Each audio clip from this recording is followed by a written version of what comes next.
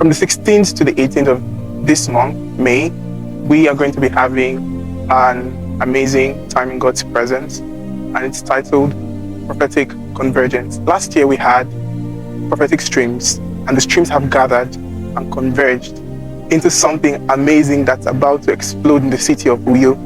My name is Courage Johnson. I'm here with two amazing people. Precious Obasri, Folu Balogun. Last year, prophetic streams was an explosion, and for 3 days, I think, we had an amazing time with Reverend Victor Anele, our pastor, and Prophet JC Jangfa and Prophet Ayo Jeje. How can you say those 3 days were for you? I started to ask God why I was in the city of Uyo. I wasn't in Uyo up until year 2019. So for the first time intentionally, it was in that period that I started to ask why. I started to ask. So how would you say what effect would you say that program had on you? Because something definitely must have been left in your heart and in your life. And so far in the past 1 year, how much has that changed your life and caused transformation? Okay, first of all, I'm going to say that I wasn't on site when the program happened. I was watching the streaming. You were in law school then? Yes, I was in law school, and I was streaming online, and the network was terrible, really terrible. So I wasn't able to follow through with a lot of sessions, but the few sessions I followed through, it was my first time meeting or figuring out about Prophet Ayo Jeje. I'd known Prophet JC Jangfa before now. IEC was my first encounter with him, and just seeing how he was able to spot cases, like he said, this is what you're wearing, this is what's been going through. Last year you had this. It was amazing. So I was looking forward to be on site, but I couldn't, and I joined online, and it was amazing. It was powerful. I wasn't able to follow through the sessions, but the little sessions I followed through, they blessed me tremendously. Really blessed me, and I was glad to be part of it. Amazing. So you streamed online and you were there on site. So how would we strike a difference? What we say has been what has been different, comparing the expression of the event you had and that you had. Yours was online, yours was on site. Would we say there was a difference, and how much did that impact you? Definitely there was a difference. Definitely there was a difference, because I did not enjoy the program as much as the people on site were, and I regretted the fact that I wasn't on site. It can't be the same, right? Because on site is just like you're there, the anointing is powerful, and as much as online there's this transfer of anointing to people, it's just not the same with being on site. That's why I always advise everybody, if you can't make it on site, please do make it on site. If you can't, you can manage the online, but it will definitely not be the same thing. I can promise you. Being on site, what would you say was the difference for you? I'm sure you've had connected to several events that were online in the last prophetic streams, and you were on site. You were there throughout the 3 days. How would you say that made a difference for you? I would say that, first of all, being on site, it kind of felt surreal. Why I would say surreal is that usually, maybe in church, I'm probably in front, but for this period of the convergence, I was behind because I had to handle many things.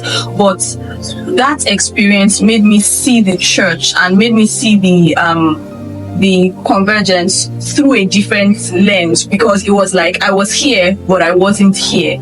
And many times my heart went out to those who were online. So Precious, I was with you online. Even though I was on site, I was with you online, and I started to say and ask that, okay, I'm here for this number of hours, I'm here for this number of days. If there is no difference in me being here and in me being online, then why will what kind of failure would that be? So your question, I would say that it brought me back to that place of intentionality. Remember why I chose to be there online. I could have why I chose to be there on site. I could have watched online in the comfort of my home, but I went out of the comfort zone. Yes, with all this, all my I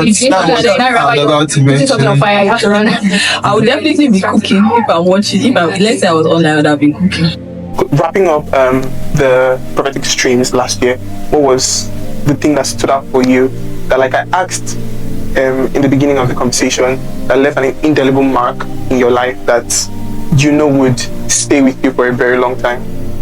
Okay, so one thing I noticed, which a lot of people have commented on, is the fact that, you know, we tend to see the prophetic as people who don't really know scriptures. So they just prophesy, but they don't know scriptures. But there's the balance of doctrine and then the prophetic coming together. There was such a synergy. So for everything Prophet Jesse Jankpa and Prophet Ayodeje said, they drew it from scriptures. So they were able to link everything through scriptures and plant like accurate doctrine. You know, in Remnant, our major scriptures, our roots will go downwards and then our fruits goes upward. So it was really amazing to see that display of the prophetic, that it's not just prophetic alone, but prophetic standing together with doctrine hand in hand. And yeah, it was amazing for me. Yeah, that's very obvious and good to see, because in our day and time there's always a clash between the prophetic and the teaching ministry. So many prophets do not give themselves to doctrine, so it's like a clash. But there's supposed to be a synergy, because prophetic and the teaching ministry alongside other ministries should flow to supply. Every joint should supply, yeah, as we learned. So moving down to this year, what's that one thing you're expecting and looking forward to in this prophetic convergence? The streams, last year it was prophetic streams, now the streams have converged. So in this year's prophetic convergence, what are you looking out for? What are you looking out to? I'm looking out for intercession, the power of intercession, because we're going to be having Prophet Ayo JJ again. Sorry, we're going to be having. Just move your mic slightly up. Yes. Yes, much better. We're going to be having Prophet Ayo JJ again, and we're going to be having Prophet Toby as well, who is a different person from the person that came the last time. So what I'm looking out for in this time is power of intercession, where 2 or 3 people, in this case 2 and more than 3 people, are gathering together, and there is that focus of prayer, not for things that we want, but for things that are on the heart of God. You know, one particular thing, when it comes to prayers and intercession, many times we just go to the presence of God and blab, as it could be. We go and just get saying things, pouring our hearts out, and we are void of opening our ears to listening to what God has to say to us in the moment. So a time like this will also be an opportunity for us to open out, to have our spiritual senses heightened, opening our ears and our eyes to see what God is trying to tell us in the moment, to hear what He's trying to tell us in the moment. Bringing this down for like the online community, you know, lots of people are not going to be able to avail themselves for the program, but from streaming online, what advice do you have for the people out there that are looking forward to this event but are not going to be here physically? How would you advise them to put themselves together to ensure they have a great time out of this prophetic convergence? Okay, so I would say to the online community that they should look out for God. Remember who they have come to see. Yes, the men will be there as God's representatives, but at the end of the day, it's really God that matters. So look out for God, and as long as you have been able to find Him in your heart, be rest assured that He will find you where you are, and He will ensure that you hear what you need to hear at the time that you need to hear it. So something else I would like to add is, as much as you're going to be distracted and a lot of stuff, is be very intentional, right? There was I remember IEC of 2023. That was my most intentional program. That was my first IEC, and I decided, I was going to be streaming from beginning to end. I was like almost setting alarms, and just ensuring that I was there from the beginning to the end. And I was so blessed. Like I'm sure there was no difference between me being online and the people that were on site. To me, I was so blessed. And so I feel like just be very intentional, right? Even though you're going to be watching this thing online, be very intentional. If you need to set alarms, if you need to stay in a place, in an enclosed place, if you need to book a hotel just for you alone, book a hotel and stay,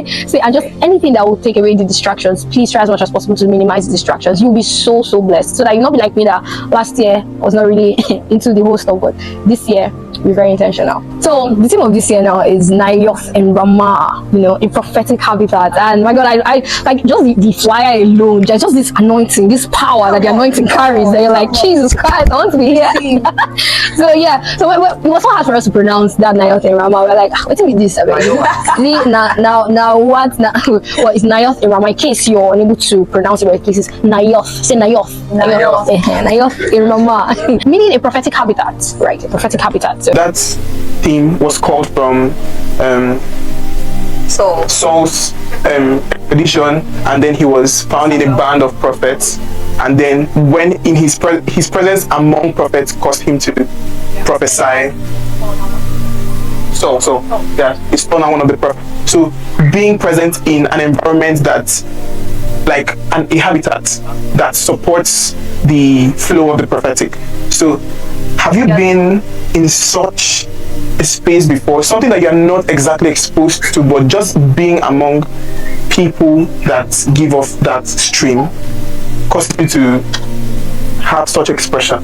There's something that my people will say, and I don't know how to translate it. So I believe that there will be a subtitle that will explain. Or since we are in the prophetic company, perhaps interpretation can come to you. Glory to God. If they say that Tewe Bampe Lara Oshe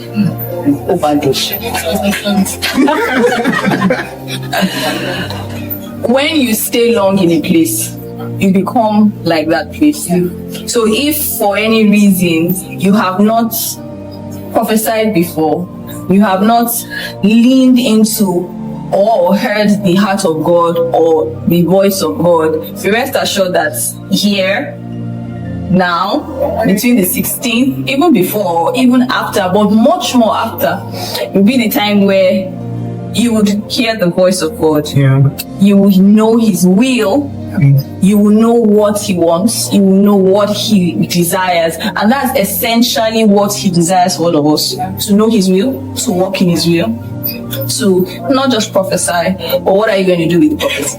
What are you going to do with it? When you break out into prophetic, what are you going to do with it? I think it's also important to highlight that Saul's first time among the prophets was the first, that particular encounter with the prophet was his first time prophesying, and that is like a call. It's a call to each and every one of us listening to this, that this is going to be an opportunity for you to break out into the prophetic, because I believe that every believer has some stream that should be opened in the prophetic. Out of our belly shall flow rivers of living water. What kind of people are we to expect? What kind of people are we expecting? Just any kind of person, or is it just prophetic people, or people that have previously been working in the prophetic? What are we looking out for? we're expecting old time and new time prophets. Don't mind me. Just kidding. So we're expecting anybody who you are. So like the example we've given about Saul when he spoke and prophesied for the first time, he didn't go out seeking Samuel. He didn't go out seeking to become a prophet or seeking to prophesy like the prophets. He was seeking out his father's lost asses with the servant, and then they found Samuel, and then he prophesied about Saul, and then Saul now also prophesied. So whoever you are, whatever you're coming for, you're coming to look for something. Maybe your business is having issues, your marriage is having issues, you're in a relationship that's giving you headache, and you're asking God, is this the one, or should we expect another? Whatever it is, just come to the Lord, and the Lord is going to, through this stream, through this convergence, He's going to give you answers that will not just help you in your immediate need, but you become a prophet to others, to gather people to the Lord, for His glory and for His praise, and for leadership too as well. So like Saul ended up becoming the king of Israel. So who knows, maybe the president of Nigeria might be one of the people coming for this convergence. So on this note, on no account should you sit down in your house for this prophetic convergence.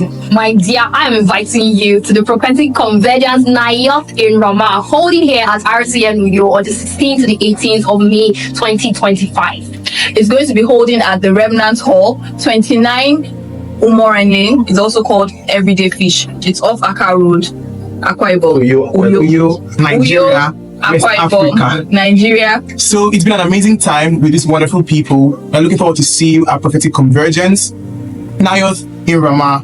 See you there. See you there.